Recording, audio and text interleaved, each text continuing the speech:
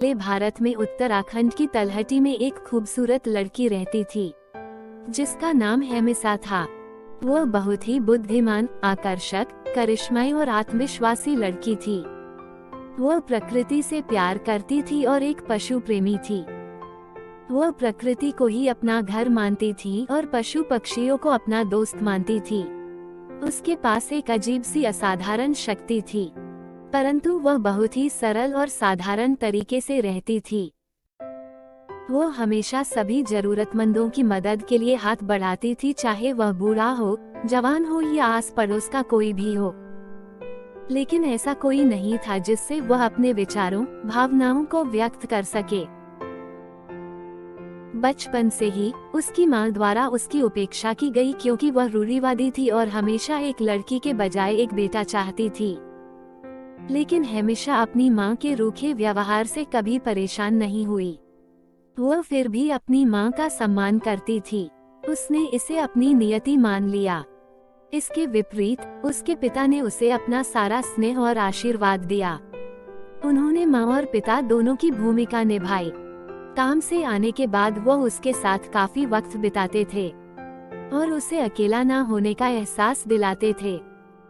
हेमिसा एक त्वरित शिक्षार्थी थी और उसने वह सब सीखा जो उसके पिता ने उसे सिखाया था। उन्होंने उसके साथ एक लड़के की तरह व्यवहार किया और उसे वह सब कुछ सिखाया जो उसे समाज में निडर होकर आगे बढ़ने के लिए चाहिए। उसने फाइटिंग भी सीखी। उसने कभी कोई दोस्त नहीं बनाया था, क्योंकि उसके पिता उसके लिए सब कुछ थे, एक दोस्त, एक मार्गदर्शक और एक शिक्षक। हेमिसा ने कम उम्र में ही अपने पिता के साथ धार्मिक सभाओं में भाग लेना शुरू कर दिया था।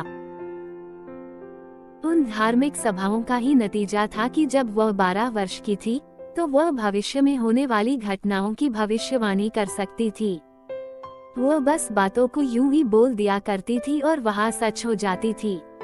उसने इस बारे में कभी किसी को नहीं बताया था, क्योंकि वह अलौकिक शक्तियों में कभी विश्वास नहीं करती थी। सब कुछ सुचारू रूप से चल रहा था, लेकिन एक रात वह आधी रात को उठी और अपने घर के खुले बरामदे में निकल गई।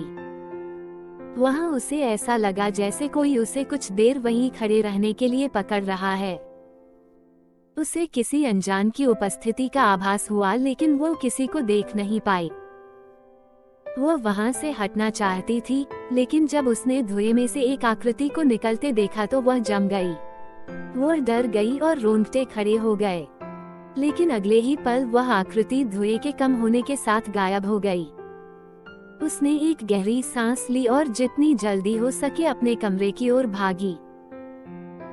उस रात वह सो नहीं पाई, क्योंकि वह सोचती रही कि यह क्या चीज थी और उसने कैसे इन सब चीजों का आभास किया। उसने इस घटना के बारे में यह सोचकर किसी से चर्चा नहीं की कि कोई उस पर विश्वास नहीं करेगा, लेकिन वह हर रात इसी तरह की घटनाओं का सामना करती रही। एक हफ्ते के बाद उसने अपने पिता के साथ पूरे प्रकरण पर चर्चा की और अपने साथ हो रही घटना को बता दिया। उसके पिता ने इसे गंभीरता से लिया और हेमिसा को साथ ले जाकर कुछ संतों से मिले और उन्हें सब कुछ बताया। उन्होंने उनको चिंता न करने का सुझाव दिया, क्योंकि वह शक्ति उसकी बेटी को नुकसान नहीं पहुंचा रही थी, बल्कि उन्होंने समझाया कि जो रात में हेमिसा धुएं के उबाल में जो आकृति और परछाइयां देखती है वह हेमिसा की ही है और उसे वह नुकसान नहीं पहुंचाना चाहती हैं। कभी कभी भगवान मानव जाति को सहायता प्रदान करने के लिए किसी शुद्ध आत्मा को माध्यम के रूप में चुनते हैं। हेमिसा उसी का एक उदाहरण है। संत की यह बात सुनकर हेमिसा को यह विश्वास हो गया कि यह शक्ति उसे नुकसान नहीं पहुंचा रही है।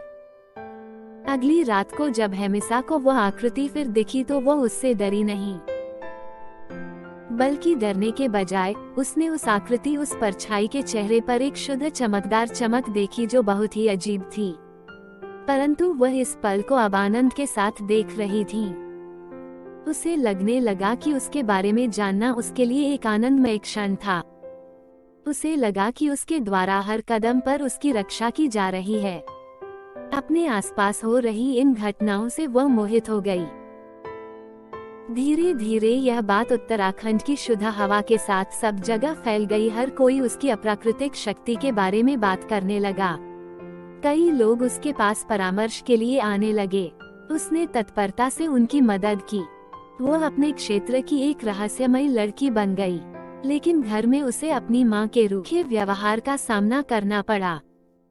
उसने अपना सारा दर्द और पीड़ा सह ली और अपने मुस्कुराते हुए चेहरे के नीचे छिपा ली।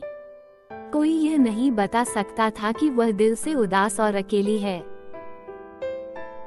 कोई भी उसे समझ नहीं पा रहा था कि उसके दिमाग में क्या चल रहा था, खासकर तब जब उसने अपनी एकमात्र उम्मीद खो दी थी, जो कि उसके पिता थे।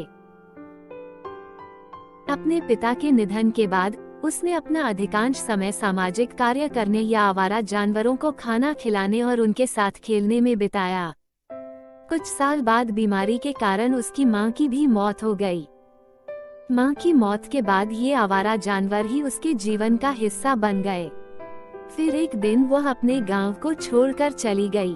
आज तक उसका ठिकाना कोई नहीं जानता, लेकिन रहस्यमयी लड़की अभी भी जीवित है और उसे आवारा जानवरों और गरीबों को खाना खिलाते देखा जा सकता है। उत्तराखंड की तलहटी में उसकी हंसी आज भी सुनी जा सकती है।